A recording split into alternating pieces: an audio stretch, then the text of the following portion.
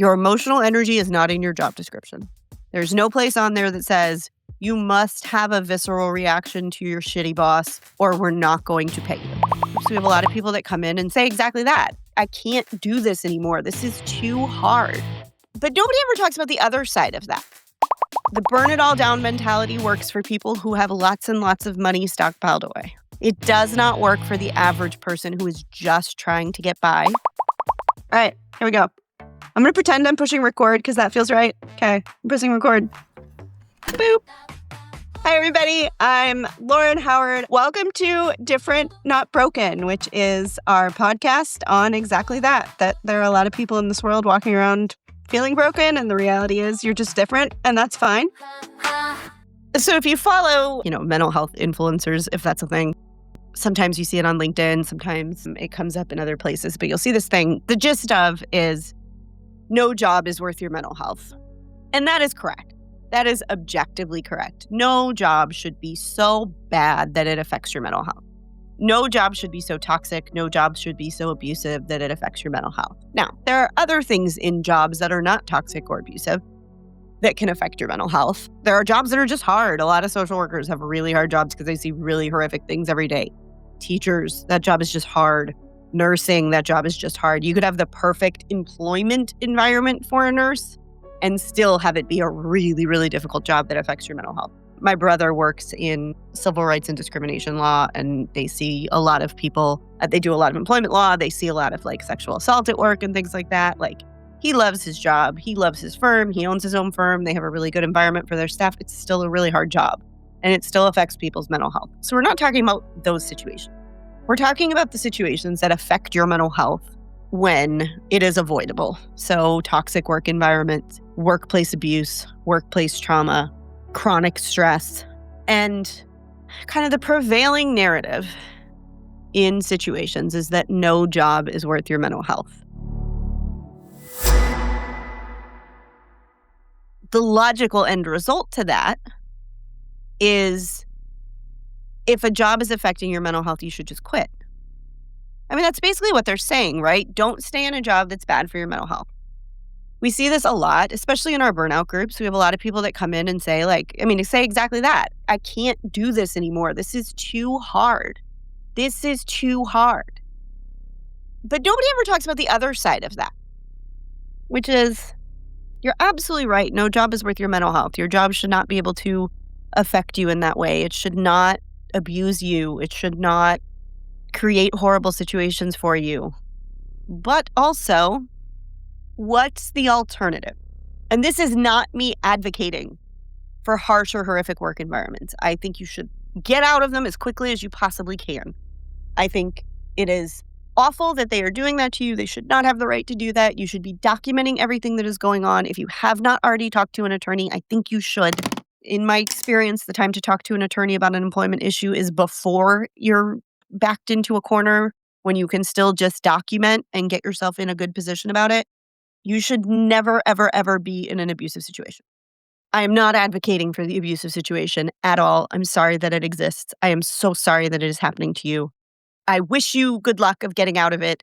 I hope that if there's any way that anybody can help you, even if that person is me, that you do get out of it. But also, what is the alternative to that job that is hurting your mental health right now? Is it eviction? Is it not being able to afford your medication? Is it losing your health care? Is the stress of not being sure how to pay your bills better or more preferable than the stress of going to that job every day? I don't know the answer to that. For some people, it may be more worth it to go get a job someplace that's going to pay you a lower wage just to get the break from the horror of what you're dealing with every day. And that's a valid choice. I don't want to say it's not.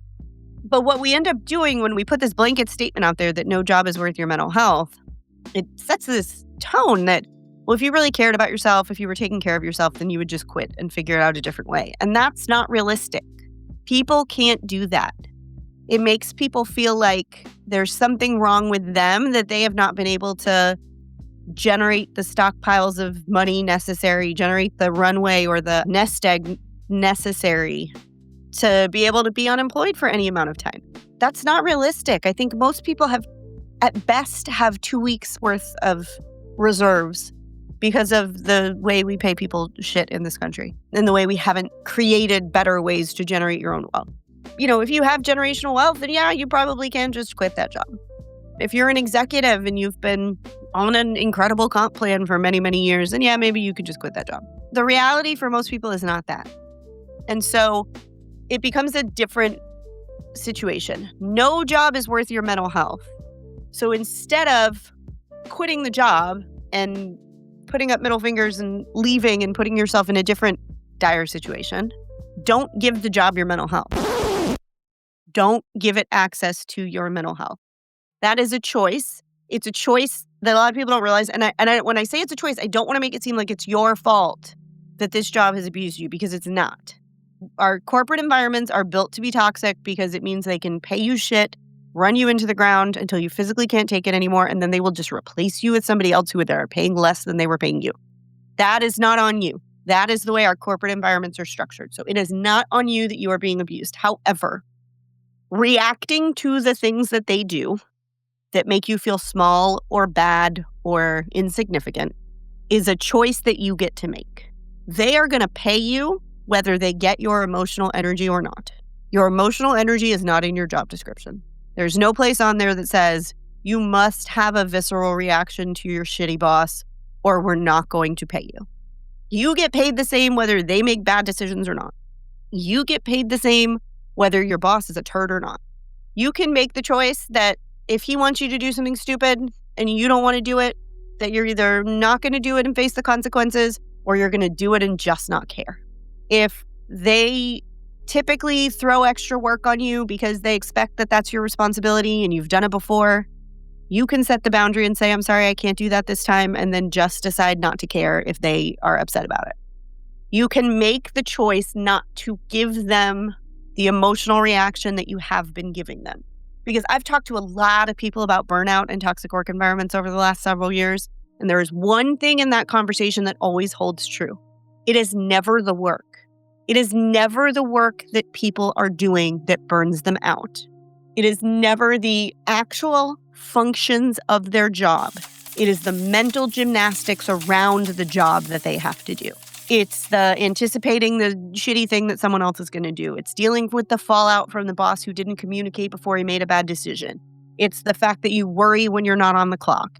It's the fact that you think that if you do less, they're going to fire you. That you aren't sure how to set boundaries with them because they've blown past them every other time.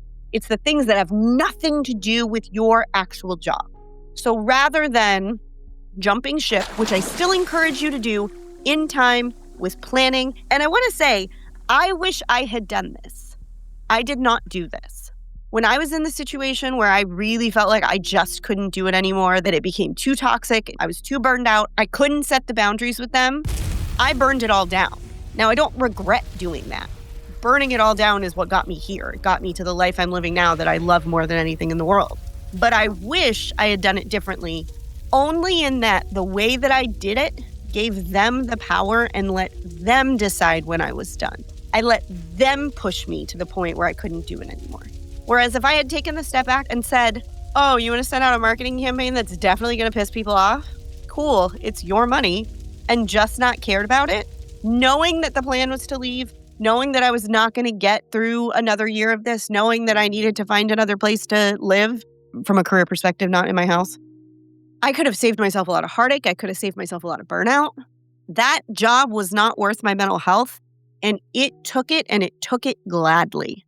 And if I had just drawn the line in the sand and said, cool, I get paid the same whether you're an idiot or not, I could have made a more coordinated decision. I could have had time to actually loop my husband in on what was happening instead of just unceremoniously burning it all down. He was far more gracious about my decision than I would have been if he had done the same thing. I want to be very clear about that. I expected that he was going to be big pissed. And instead he said, if they don't want you, then they don't deserve you and we'll figure it out. And he didn't even miss a beat. So just props to Kyle Howard for being supportive husband of the year in 2021. That's what I should have done. In hindsight, I know that. In hindsight, I can see that. I can see all of the times that I got so upset about things that didn't freaking matter because at the end of the day, they were still going to pay me.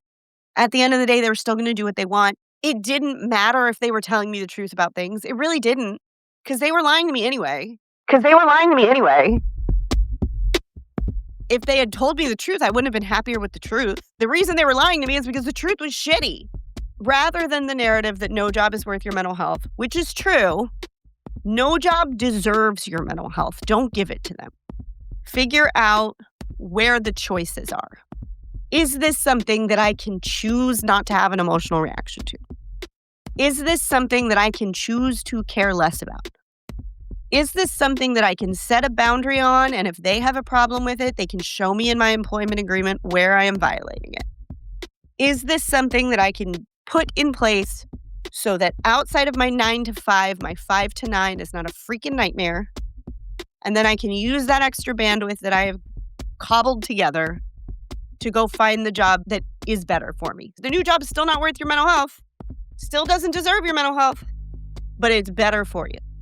The burn it all down mentality works for people who have lots and lots of money stockpiled away.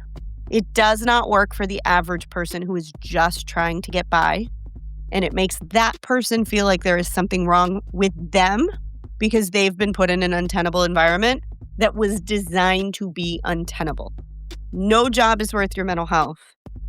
True, but the real story is that no job deserves your mental health. So let's figure out how to not give it to them and then transition into something better long term. We see this really fascinating thing with a lot of our patients. A huge number of them are self-employed. And what happened for the most part is that they do the very traditional workforce thing that they're told they always have to do. They either get out of school or go to a training program or, get a job as a teenager or whatever. They start a career or a job or whatever. And they're in it for a number of years, maybe 5 years, maybe 10 years, maybe more, sometimes a lot more than that. And from that experience, they pick out all of the things that they really like doing, that they're really good at, and the stuff that they just hate. And the parts that they just hate are usually the very corporate, bureaucracy, stupid crap that neurodivergent brains tend to look at and go, why do we have to do this? And leadership goes, because that's the way we've always done it. The brain that looks at things differently goes, but can it be changed? Because the way that we do it is stupid. And that makes people mad. Because why are you questioning a system that's existed long before you because the system works? Well, if it worked, you wouldn't be questioning it. And then there's the other side of that where sometimes people with brains that are good with pattern recognition or just brains that are a little different ask questions not because they're questioning the validity of something, but because they're better at following processes when they understand why they're doing them. And corporate hates that. They just want you to do what they told you. They said, this was the instruction, follow the instruction. And your brain says, I will follow the instruction better if I understand why we're doing it. Is it possible that you could explain that? And corporate talking head says, that's none of your business. Why is that none of somebody's business? If they're trying to learn how to do their job better, why can't you just explain to them why you do the thing? Is it because you don't know? Because you are also just following the instructions? Or is it because the answer is usually what the answer is, which is that's the way we've always done it? I can't tell you how many times I have found processes at organizations, large organizations, government-funded organizations, where you ask, can somebody tell me why things are this way? And the answer literally is because that's the way we've always done it. Because nobody in the 20 years before I got there has ever once said out loud, can someone tell me why we do this way? The real answer is because Shirlene, who worked here 25 years ago, decided to do it this way when she was the only person doing it. It is just the way I do it. And when she trained somebody new, she trained them how to do it that way. This is how you need to do it too. And it worked for Shirlene, so therefore Tim did it too. And now 25 years later, we're still using this bad system that was probably a great system when it existed inside of one person's head. And now, years later, it's a really broken, fragmented system because it doesn't scale to the number of people who are doing it. That's where most processes come from. For the most part, if you just tell a neurodivergent person the actual reason why something is done and it's not stupid, they'll go, oh, okay, that makes sense, and then just do it. Now, if it is stupid, what you get is probably like the logical byproduct of the fact that your process is stupid. I'm sorry, I'm not going to protect you from that. But those are worlds that ND brains don't always exist well in. First off, the answer, that's the way it's always been done, is just infuriating. It's just infuriating. It's a way to create corporate bloat that never goes away. But more than that, it doesn't sit well with people who are very analytical and whose brains naturally try to improve things, which is very common.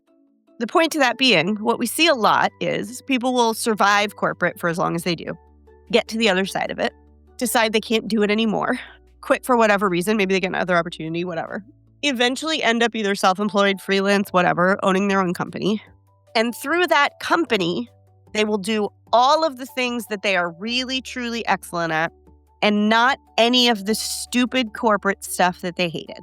And they will build exactly the company that they want to be working in, with exactly the culture that they want to be working in. They will run it exactly the way that they think it should have been done before, and strip out all the things that nobody needed anyway. And then they become very happy business owners, as opposed to very unhappy corporate scapegoats.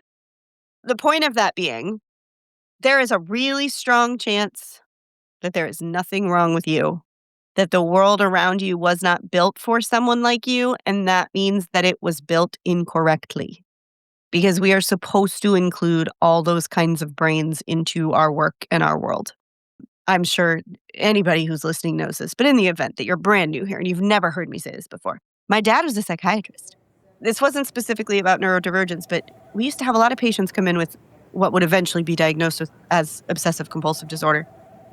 And for whatever reason, they tend to carry around a whole lot of shame about these behaviors that they couldn't control, that they just desperately wanted to control, that they couldn't control.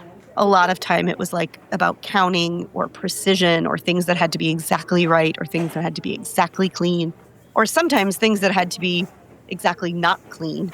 Hoarding can be a sign of OCD. There's this very weird kind of balance there. And those patients would come in with these just very heavy shoulders and seem like the entire world was sitting on them.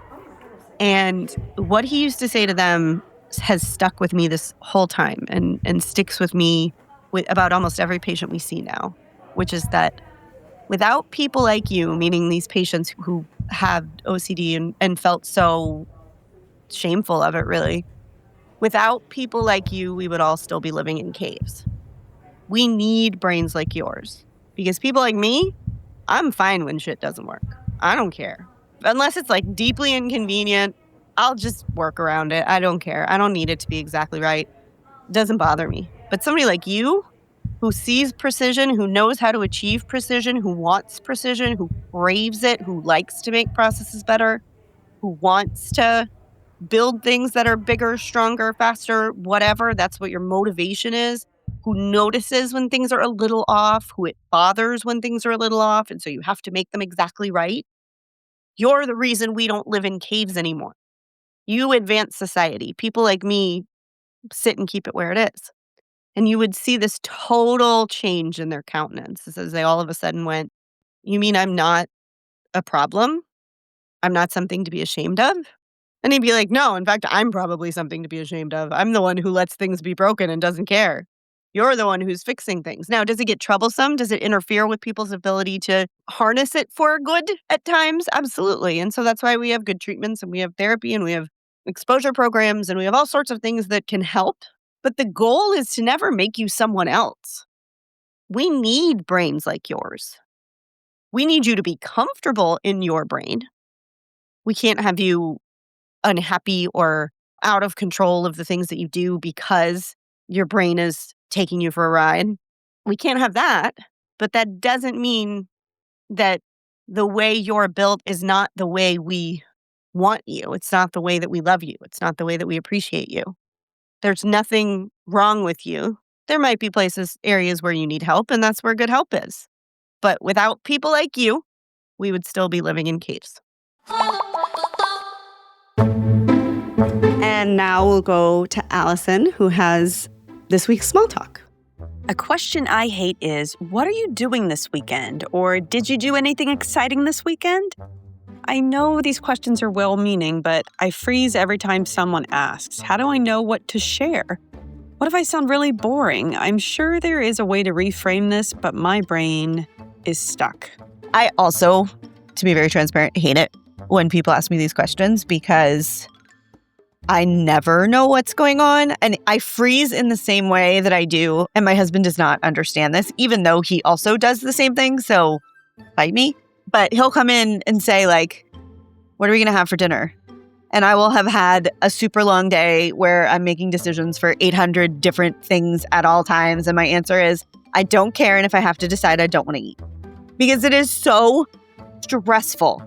I could literally make strategic direction decisions for an entire organization and our entire budget without missing a beat, without worrying about a thing, calculate all the numbers in my head, totally good. But if you ask me what I want for dinner, I am not hungry anymore because it is too much stress to be responsible to pick my food and also pick the food that everybody else wants and also deal with everybody's different personal preferences. It's too much stress. I can't handle it. I don't want it. And so I have just started saying, if the follow-up question to this is going to be that I have to pick or nobody is going to know what to do, then I am no longer hungry and I do not want to eat. And that seems to be enough of an incentive for all of the rest of the people in my house to figure out what they want to eat. And then I just go along with it. Because guess what? It's one meal.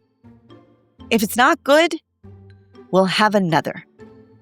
I don't care. There's nothing about dinner that I care enough about to be involved in that decision. Not when I've got 37,000 other things going on.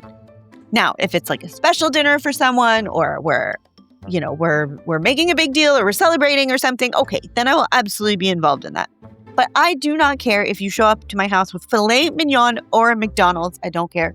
At the end, I will be full. I do not care. Please do not make me pick. And so I think it's very much the same thing. What are you doing this weekend? First off, I never know. I am not in charge of those decisions. I don't want to be in charge of those decisions. Second off, plans could change in a heartbeat. Third off, likely there's nothing I want to do. And if there's something I want to do, it's usually something I want to achieve, but not anything that I actually actively want to do. I also feel like it is important to note that the person who, or one of the people who is often responsible for telling me what to do on the weekend, who is a small human, is staring at me from the balcony above my office and giving me weird looks, trying to figure out why I would say that I don't care what we do on the weekend, as if I have any control over any of that. She ran away now that she's been spotted. I don't think well in blank space, and that's probably what you're running up against too. Blank space is overwhelming. Now, if you come to me and say, do you want to go to the movies or do you want to go ice skating this weekend? I'll be like, oh, probably definitely the movies because I got weak ankles and I can't hold up ice skates. So ice skates not going to work. If you come up to me and say, do you want to go to, this was an actual decision we had to make recently. Do you want to go apple picking? Or do you want to go to the world's largest arcade that is near our house up here, but also is a petri dish of every communicable respiratory illness that every child has ever had in the entire New England area? That is a very simple choice. So what you're probably responding to is that there are too many choices. But if somebody gave you 2 choices, you would be fine. I will also say that if someone asks me what I want to do this weekend, my answer is probably going to be nothing because I genuinely want to do nothing. I do things a lot, and they require a lot of my brain and a lot of my energy and a lot of decision making. And the idea of not having that responsibility or any of those responsibilities for 2 whole days? Amazing. Is it likely that I will get 2 whole days without having to make decisions? No. Is it likely that I will get 3 whole hours without having to make decisions? Also no. But often my answer is nothing because I want it to be nothing. The other thing that I get a lot is, do you have any plans for this weekend? To which I respond, God, I hope not. Because plans are awful. Plans mean you have to do things. And I don't want to do things. Sometimes we do have plans, occasionally, very occasionally. Like not that long ago, my husband and I went to go see Patton Oswalt, he was in town and we went to go see him and we had actual plans. And the fun thing was I forgot about them until like the morning of, when my husband reminded me that the tickets that I had purchased voluntarily were that night. It's not like my husband like surprised me with tickets to this show I wanted to go to. I had been like, hey, do you want to go see Patton Oswalt? And he was like, yeah, sure. And so I bought the tickets and then promptly forgot about them. Thankfully, he remembered and coordinated like childcare and stuff. That was nice of him. There is also a good chance that if I have plans, I do not remember until someone reminds me. The actual point here was that what you're fighting against is thinking in blank space and the fact that there are way too many choices.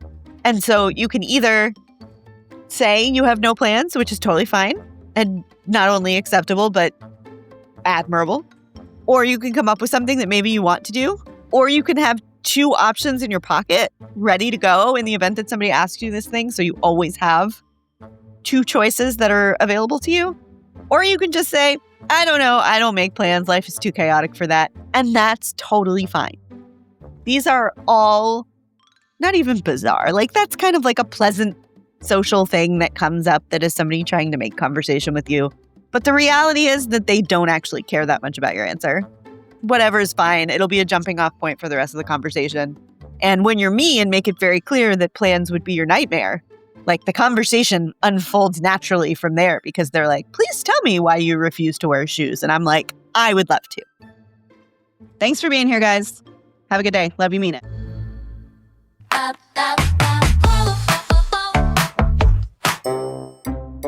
So I was born on December 29th. So I'm one of those people who has the end of the year birthday that doesn't exist, which is fine because I hate my birthday and I never want to pay attention to my birthday. And if nobody draws any attention to my birthday whatsoever, I'm like happy. And when people do, I'm like, shut up, this is dumb, I don't like it. Anyway, I'm a total shit on my birthday the whole time. Like I'm grouchy and everybody's like, what do you want to do? And I'm like, I want to do nothing. Don't talk to me. I just want to nap. I don't want to do nothing. Don't talk to me. That said, it was supposed to be the first or second week of January. But my mother had me induced for the tax write-off. If the baby is born before December 31st, the whole year is a tax write-off. But if the baby is born after the first of the year, just the portion of the year since the baby was born is a tax write-off. And so she had me induced over a week early. In case you want to know when I got gifted my first dose of generational trauma,